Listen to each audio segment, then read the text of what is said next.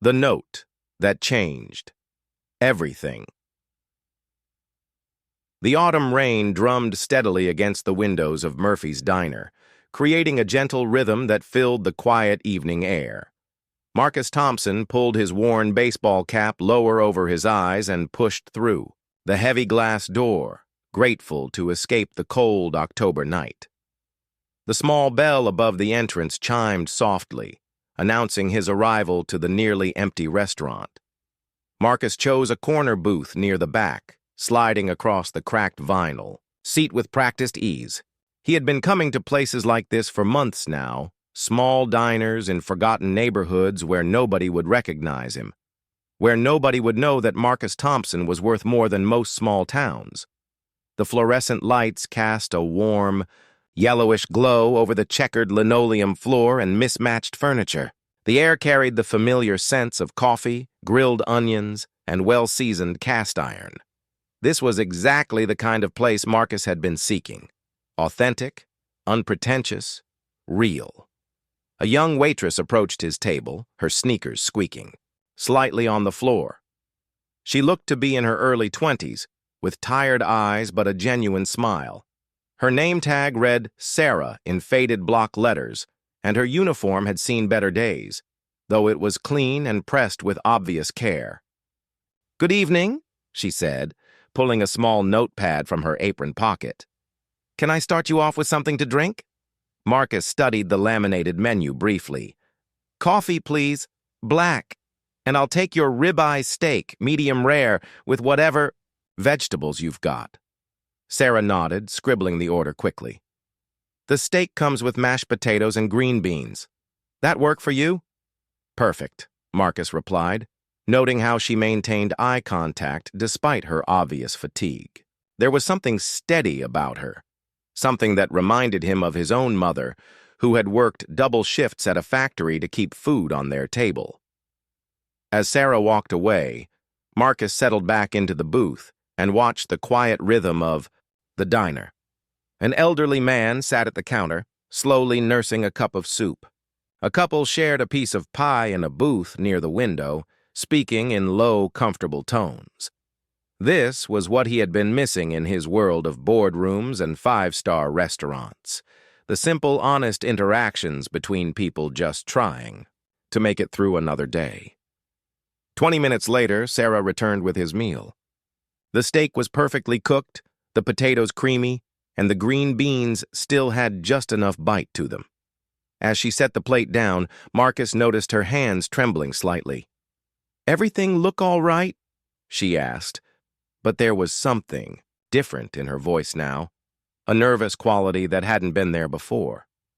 "Looks great, thank you," Marcus said, picking up his fork. But as Sarah turned to leave, she quickly placed a folded piece of paper beside his water glass and hurried away toward the kitchen.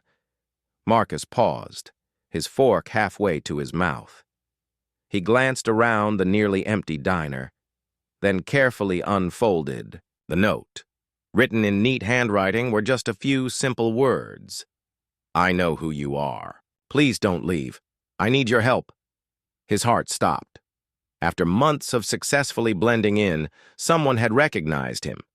Marcus Thompson, CEO of Thompson Industries, worth $800 million, had been discovered in this little diner in the suburbs of Cleveland. His first instinct was to stand up, leave money on the table, and walk out. That was the safe thing to do.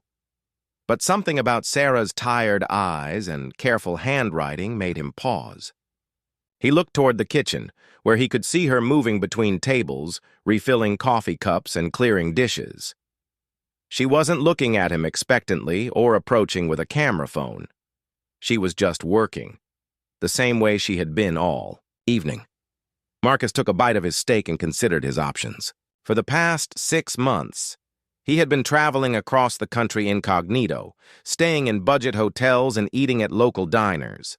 He wanted to understand how regular people lived, what they struggled with, what they needed. His success had built a wall between him and the world he came from, and he was trying to find his way back to something real.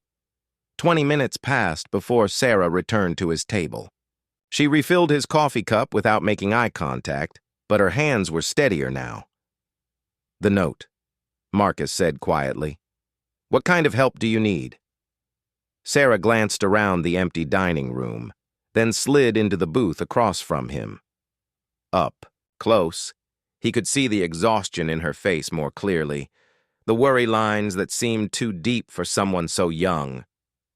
"My little brother," she began, her voice barely above a whisper.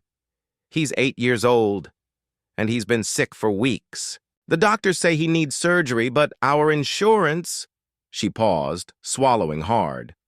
"We don't have insurance. I work 3 jobs, but it's not enough. Not nearly enough." Marcus set down his coffee cup carefully. "How did you know who I was?" A small smile crossed her face. "My mom used to clean offices downtown. She showed me your picture in a magazine once.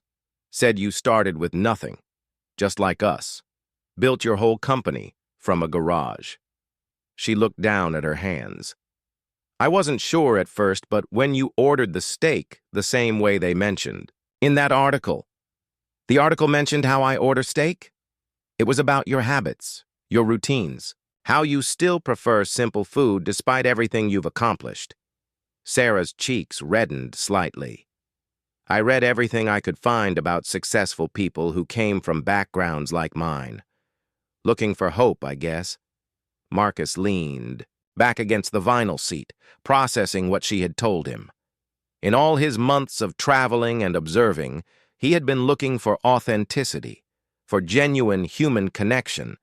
Now he was sitting across from someone who embodied everything he respected: hard work, dedication, love for family. "What's your brother's name?" he asked. "Tommy. He's the sweetest kid you'd ever meet. Never complains even when he's in pain." Sarah's eyes filled with tears. "I'm sorry to bother you with this. When I saw you sitting here, I thought maybe it was a sign, that maybe someone who understood what it's like to struggle might—" Marcus reached into his jacket and pulled out his phone. Sarah watched nervously as he scrolled through his contacts and placed a call. "Dr. Martinez, it's Marcus Thompson. I need a favor." He looked at Sarah as he spoke.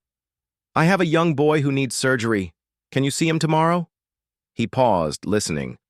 "Cost isn't a concern. I'll handle everything." When he hung up, Sarah was staring at him with wide eyes. "Dr. Martinez is the best pediatric surgeon in the state," Marcus explained.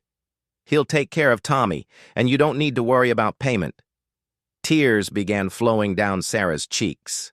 "I can't. This is too much. I can't accept—" "Yes, you can," Marcus said gently. "You took a chance, reaching out to a stranger.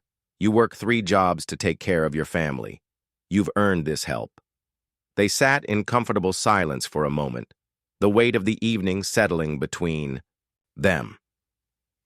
Outside, the rain had stopped, and the streetlights cast gentle shadows through the window.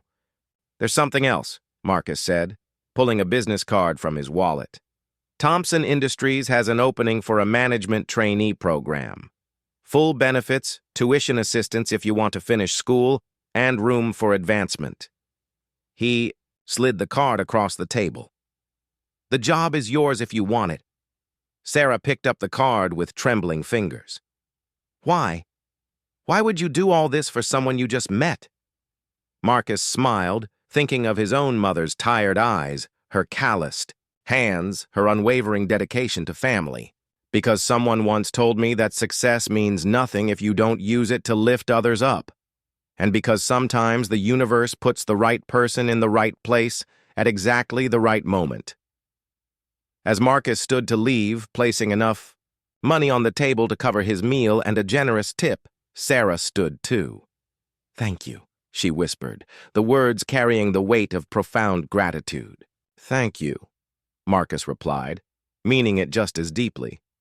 "You reminded me why I started this journey in the first place." Walking back into the cool autumn night, Marcus felt something he hadn't experienced in months: the satisfaction of purpose, fulfilled, of a connection made across the divide between wealth and struggle.